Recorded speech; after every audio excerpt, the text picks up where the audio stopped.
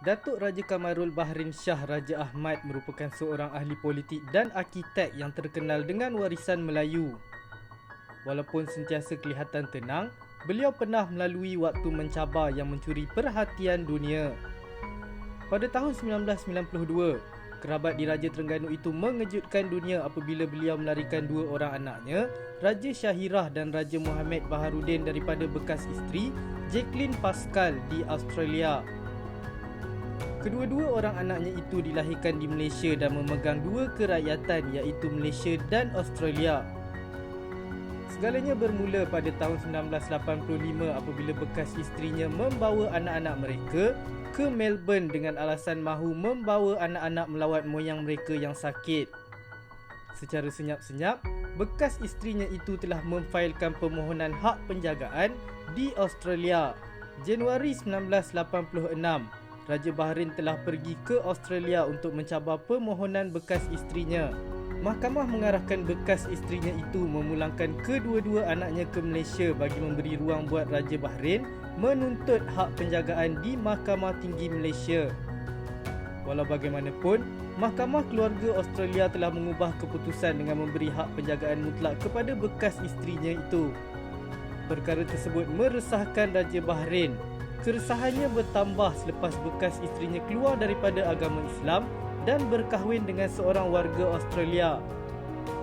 Pada tahun 1992, Raja Bahrain telah membuat keputusan yang mengejutkan apabila beliau nekat menculik anak-anaknya tanpa pengetahuan bekas isteri. Beliau melakukan perbuatan tersebut kerana merasakan dirinya tertindas ekoran beliau seakan langsung tidak diberikan hak terhadap anak-anaknya itu. Lebih teruk, beliau dilarang daripada membawa anak-anaknya itu ke masjid. Beliau merasakan larangan tersebut akan mengakibatkan anak-anaknya jauh daripada Islam. Memikirkan tentang nasib dan akidah anaknya yang bakal hilang, beliau nekat mahu membawa anaknya pulang. Bercerita mengenai peristiwa tersebut, beliau mengakui segalanya tidak akan berlaku tanpa bantuan seorang warga Australia yang senasib dengannya.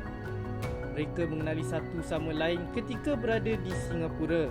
Brian Wickham tidak dapat berjumpa dengan anaknya selama hampir 17 tahun. Bercerita mengenai proses melarikan itu, Brian menjemput Raja Bahrain bersama anak-anaknya dari Melbourne dan seterusnya memandu ke utara Queensland.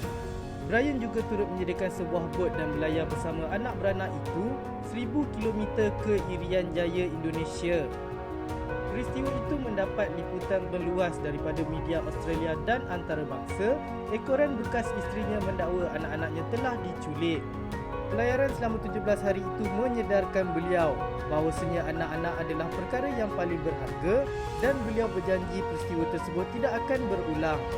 Selepas menempuh banyak halangan, akhirnya mereka sampai ke Sabah dan seterusnya menaiki kapal terbang ke Kuala Lumpur.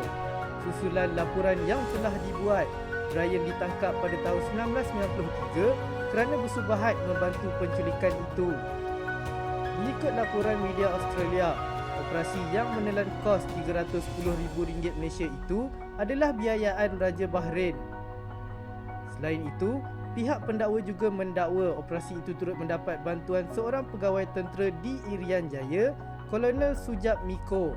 Brian didapati bersalah dan dijatuhkan hukuman penjara 18 bulan. Walau bagaimanapun, beliau dibebaskan selepas 9 bulan menjalani hukuman. Begitulah kasih seorang ayah terhadap anak-anaknya, selalu berkorban demi mendapatkan yang terbaik untuk masa depan anak-anak.